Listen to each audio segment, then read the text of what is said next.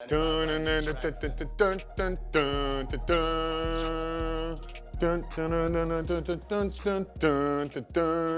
We got more to do. We got more to do.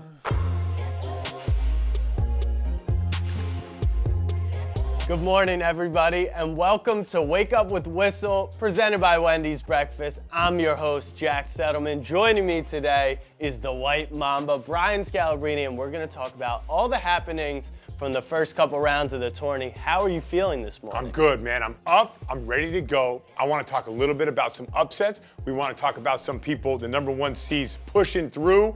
And we got to talk about the Pac-12. Putting the smackdown on people and getting it done. They give no respect. Save it. We have a lot to talk about today. It is time for tip-off. We had upsets. We had teams moving on.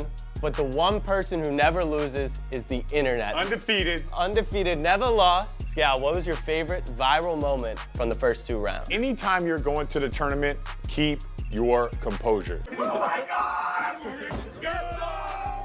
The BYU basketball team, with the player stuck in the elevator. Now I'm happy that they bounded together to get the kid out, but the kid did not keep his cool. Whether you're stuck in the elevator or about to be hit by a bus, you have to keep your composure. That's why they're out. If you can't stay stuck in an elevator, how do you come back from 20 down? Maybe that's why they're out of the tournament. My favorite viral moment of the first couple rounds, North Texas, the Proud Papa. Proud Papa. He's got his son's face, not only on a shirt, which I respect, but he's got every accomplishment since the day he was born. That was incredible. It's something about Proud Papas, it's something about parents that make this whole thing go. But another one I really liked was right after Loyola Chicago won, they had the kids passing off the wave from one to the other to the other. But I have to ask you, what made me love that so much? It was so bad that it was so good. You got a little bit of that in your game? I got a little bit of that. What do you got? Yeah, I have to keep watching. It's so bad, it's good. You just want to see more of it all day long. Okay. So bad, all right. Actually good.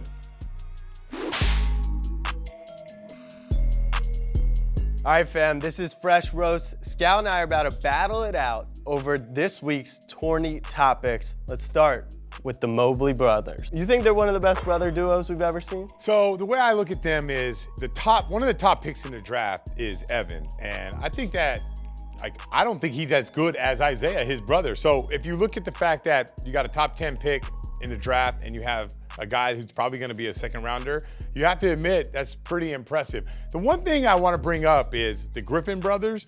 They were good. I don't understand how Blake can jump over a car and how Taylor can't even dunk. But he did date a Kardashian, so when it comes to that type of stuff, those brothers dominate. You give them props for that, without a doubt. My favorite brother duo is the Morris twins. I mean, those kids were special. They're interchangeable. They play the same game. No one knows where they're ever going to be because they look the same. They're my favorite duo ever. What about Cameron Krutwig, another guy who's intimidating in his own way? He's got the mustache, but let's say he doesn't make it to the league. What's he doing off the court? He'll be a French press, avocado toast eating bicycle mechanic, setting up from beach cruisers all the way down to taking training wheels off for the little tykes out there. I gotta say I disagree. I don't see him out in LA living the lavish life of changing bicycle wheels. I think he's gonna be gritty. He's from Germany, now in Illinois. I think he's gonna be a plumber. The first ever 7-foot plumber. No way he could be a plumber. You've never called a plumber. I guarantee you, you have never called a plumber in your house. Whether or not that may be true, the mustache does it for me. I think that screams plumber to me. Bicycle mechanic, that's it. I think it would be a Cinderella story. Speaking of which, I have a Cinderella team that I think can not only have gone through the first weekend, but can make it to the next weekend. It's Syracuse. Have you ever played against a 2-3 zone before? I mean, I've played against a 2-3 zone. But not that 2-3 zone. The 2-3 zone. I don't think they advance. I don't think they have enough shooting. I don't think they're good enough. But give them credit for winning some games. I'll tell you who I like. I like ORU because they play with spirit and they have shooting.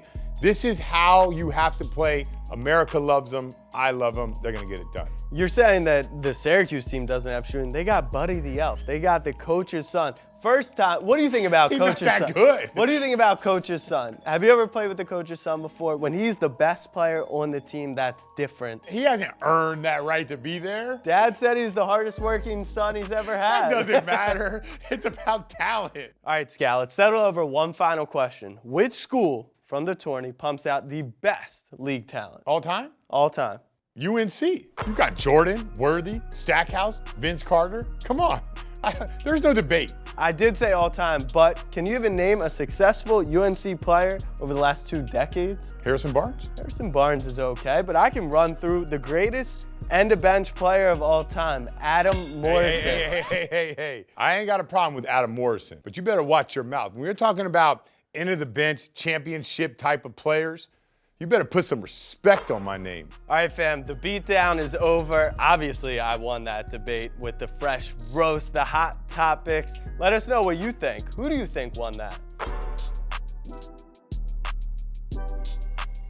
Welcome to Espresso Throw Trivia, where we will take you. Yeah, you like that. How he does. Okay. Yeah, that's pretty good. Espresso Throw Trivia. We'll take you all the way through the tournament, round by round, hitting shots and answering questions. You get the question right, that's 1 point. You get the question wrong, but make the free throw, that's 1 point. You get them both right, you get 3 points. Okay. Let's go. I like that. How do you feel about a little friendly wager? Oh, I'm down. I ain't scared. Okay, what do you got in mind? Well, here's what I was thinking. For the next time we play this game, you're gonna have to play this game, and you can be my #1 fanboy. As long as you're okay sporting this beautiful t-shirt when I win today. Ooh, I got street cred to worry about, but a wager's a wager. You wear my mug, I'll wear yours. Deal. Let's go. All right, here we go. Are you ready for this? I'm ready, let's go. All right, let's jump into it. Question 1. How many teams are in the tournament? 68. What does the shot clock reset to after an offensive rebound? 14. Name the mascot of Grand Canyon. Get that shooting up. 3, 2, 1. Okay, nice shot. What city is the final round held this tournament year? Indianapolis. Which has more teams in the tournament this year? Wildcats, Tigers, or Bulldogs? Bulldogs. That really messed me up right there. Which 3 teams in the tournament did your Trojans beat in order during the 2001 tournament? Oklahoma City, Oklahoma State, Boston College, Kentucky. Final question. What is the lowest seed to ever win the tournament? Final 8. question. No, I'm not gonna say 8. I'm gonna say 6. He had 8. 8 was the right It was answer. Kentucky at 8. It was Villanova at 8. So my score is 11. There's no way you're beating that. First of all, you got no jumper. I know that for a fact. You ready? I'm ready. Get your foot outside the bed. There you go, right there. How many games are in the tournament? 68. That's 0. How many foul shots are given after a technical foul? In college, 2. That is correct. That's 3. Name the mascot of the 2 blue blood programs. The Bruins and the Spartans? That is wrong, but you get the point. That's 4. Who is defending tournament champions? Virginia. That's 7. What team in the tournament has a 101-year-old superfan Sister Jean? Loyola Chicago. That's 10. Who is the most recent team to repeat as national champions? Let's go Duke. That's 11. Which coach left one blue blood program for another in 2003 and has led them to 3 national titles? Roy Williams. This is so disappointing. This might be the worst day of my life. And I have a special prize for you to make it even better. Here you go. Here you go. Appreciate it. You know what? This is only gonna be motivation moving forward to the next round.